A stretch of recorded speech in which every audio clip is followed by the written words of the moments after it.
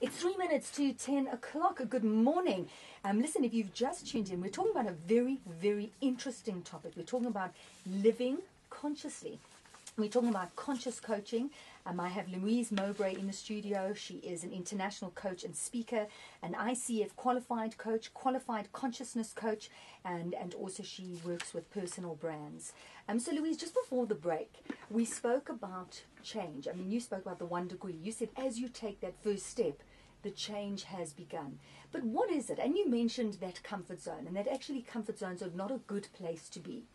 They're not so comfortable, although we tend to think that they are. What is it about moving beyond a comfort zone that is so scary? What is it about change that we fear? Well, we have this ridiculous fear of change because change is factual.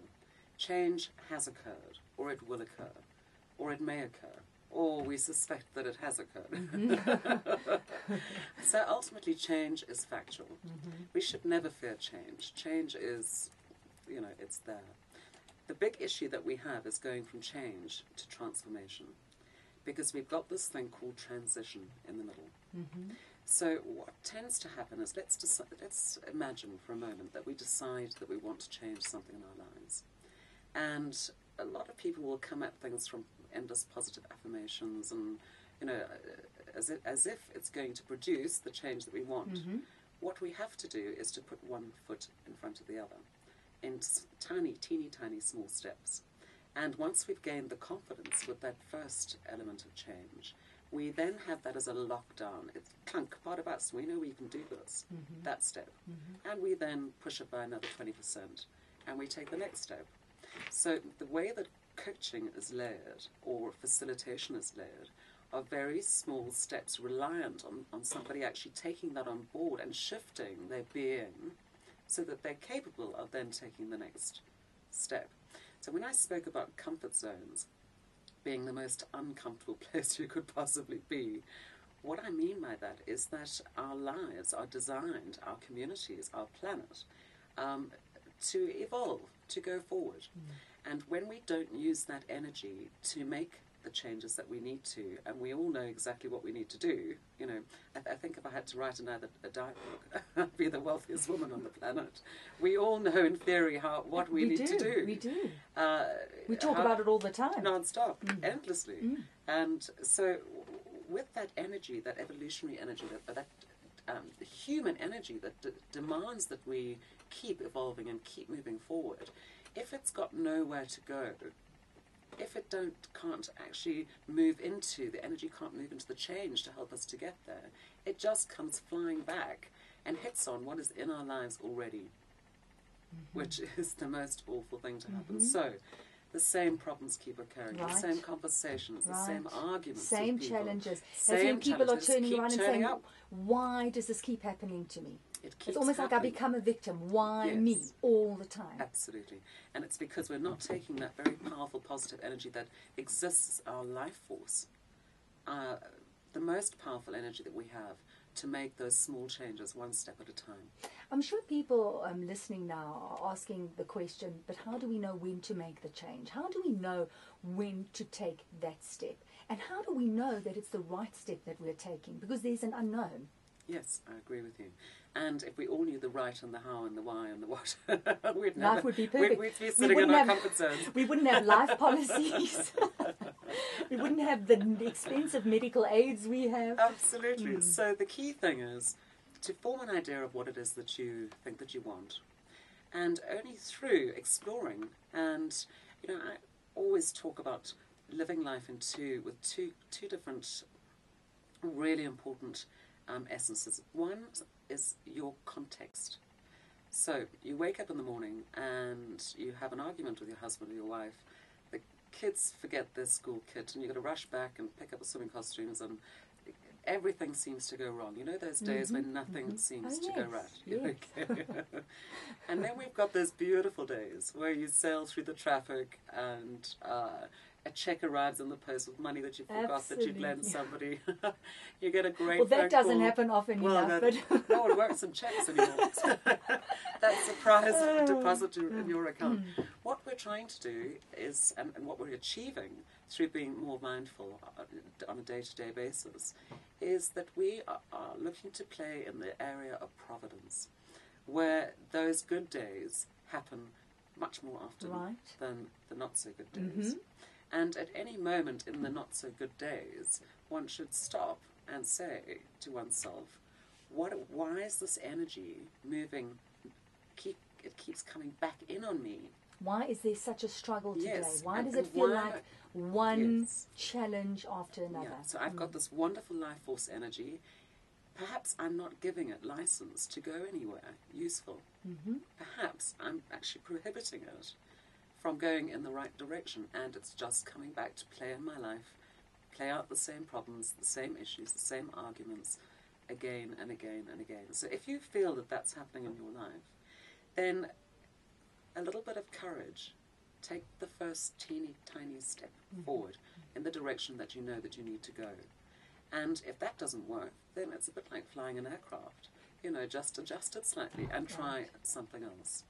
And through putting that one little foot step in front of the other, the path will be revealed.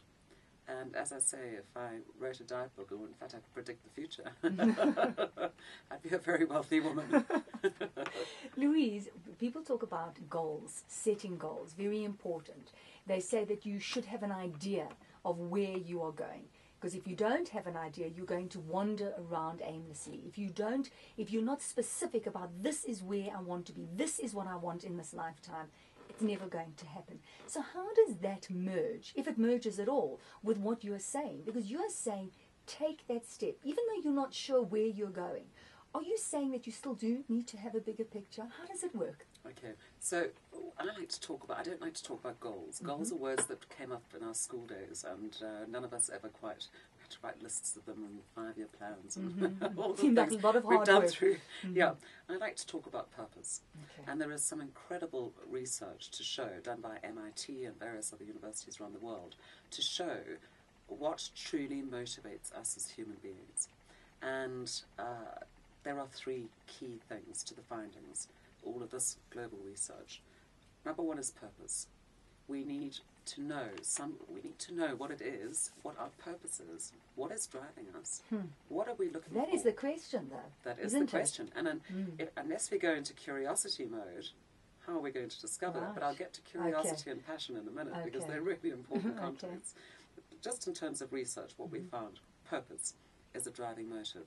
Self-mastery is another key one, the second one. We like to get better at doing stuff. Right. Okay, so if we look at the person who founded Skype, or if we look at Steve Jobs wanting to put a ding in the world, or if we look at people who play guitar at home over the weekend for no money at all, why do we do stuff like that? We like to get better at stuff. And the third is challenge. We like challenge.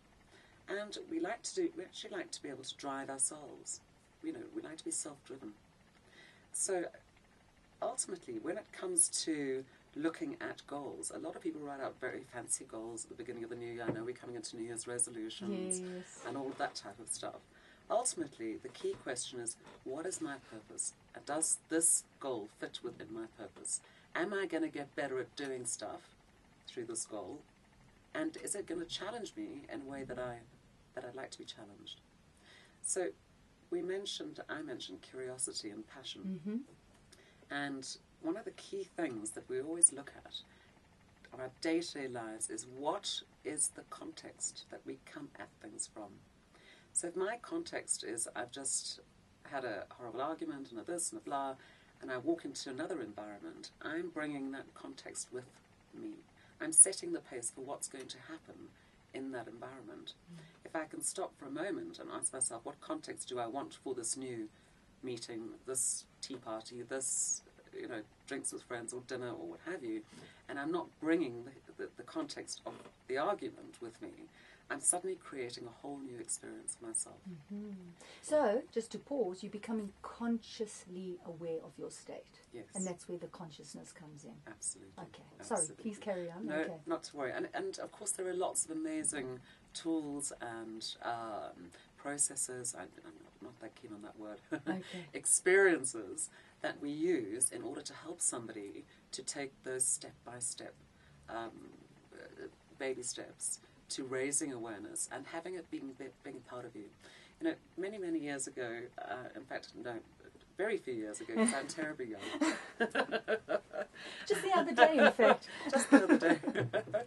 I worked for a Financial Times group in London, and they sent, I was part of an amazing team, and they sent us all off to an Anthony Robbins Day. And it was a rock star day. Fantastic, wow. Absolutely, amazing. And Was Anthony Robbins there? yes, Oh, yes, he was yes. there, Oh, yes. wasn't it? Yeah, Okay. with Anthony Robbins.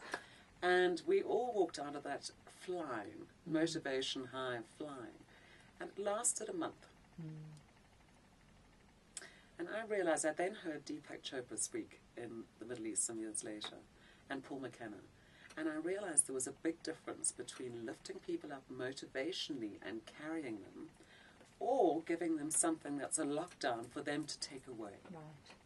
So conscious coaching comes at things from the perspective that all my job as a coach is to give you the lockdowns, How the to do it, knowingnesses. the how.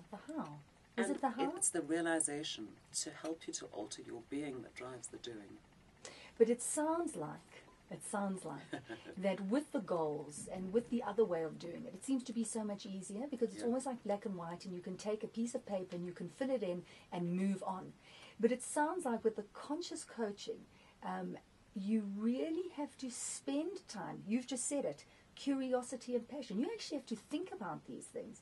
You may very well have to face issues that make you feel slightly uncomfortable and you have to go beyond that. So it seems like it's going so much deeper. It does, Niki, but the most wonderful thing is it's so much easier than doing it the old-fashioned way. Okay. Because if I've got More curiosity fulfilling. as my context, it doesn't matter what situation I walk into, I'm not attached to it being a certain way. And I have to tell you that our direct experience, or proportion of experience, of discomfort, discourse, conflict, fed-upness, for want of a better word, is in direct relation to our attachment to something working out in precisely the way that we want to. So if you come at things from a curious perspective... Your so context, you're talking about your context. Context, yeah. So let's say I want to earn X amount next year, or I want, look at it in business terms, I want a promotion. Or, you know, there are very fixed things. I want to buy a new house. I want to send my children to a different school. I want to change a community. I want to get involved in a new career path. Ultimately, if my context is curiosity, it's a bit like buying a new car. If I get out there and I'm not sure what new car I should have, and I suddenly start liking the look of the Fiat Cinquecento. Is it a Cinquecento or is it a Cinquecento? I think forget. it's a Cinquecento. Yeah, awesome. Quinquecento, but that was a 5. Oh no, Yeah. don't. If there's any Italian out there, Yes, you can help us. and I'm now suddenly seeing every single one of these cars on the road, whereas I hadn't seen them before. Right. So if you come at life from, this is my purpose, this is what I want to achieve, and then You're going you to see the use opportunities context all as your curiosity as your context, suddenly you're seeing stuff that's always been there, but you just couldn't see it. That is, I hear okay. that. Okay, so Especially with the car, I hear that. yes, and it's happening all the time. So if we consciously decide that we want to make a change in our life, and we come at it from curiosity, we're starting to see possibilities and opportunities that were always there, but we just didn't get it before. And once we do that, then we go and explore. Let's check it out. Let's see if it's for me. Let's see if it's going to work in the way that it needs to. And the second piece is passion. A lot of people have no idea what their true passions are. Yeah. There's a lot of amazing, also very well-founded research around the fact that the most successful people who are living the most productive lives, and by the way, that doesn't mean being wealthy or not, live life by their top 5 passions, and there is no compromise. So, if you come at it from a place of curiosity in terms of what you want to achieve, living by your top 5 passions, It never feels like work. You know that state of passion, that wonderful place where time expands or it contracts, and you know that you're in a place of flow, and it doesn't feel like work. We all have those moments. And I would ask everybody just right now to think of those moments in their day-to-day lives where that occurs. And a lot of people are not connected to that. So what I ask a lot of my clients is to put a little sort of code in their diary, that moment where they experience that passion, because now we go into research mode, we want to know, when am I passionate about things? They put a little P in their diary next to the activity, and what happened. So when there was something that happened... That they were in that place of flow, it didn't feel like work, it was awesome. And then there's that's a way of finding your passions. Then there's the triple Ds. And the triple Ds, let's not get personal now, Louise. are as dull as dishwater darling. Oh, goodness. So when you experience those moments that are just too dull to bear in your day-to-day activities, and you're not fired by passion, curiosity is not working, make a note of it in your diary. And do this for a couple of weeks, and go back, and you will find the salient points that let you know when you're actually operating in that amazing flow, when it doesn't feel like work. Then give curiosity a chance and say, okay, what else could I be doing? Or where could I be finding more of the P's and less of the triple Ds? Triple Ds, yes. Yeah. Fantastic. We're going to take a break.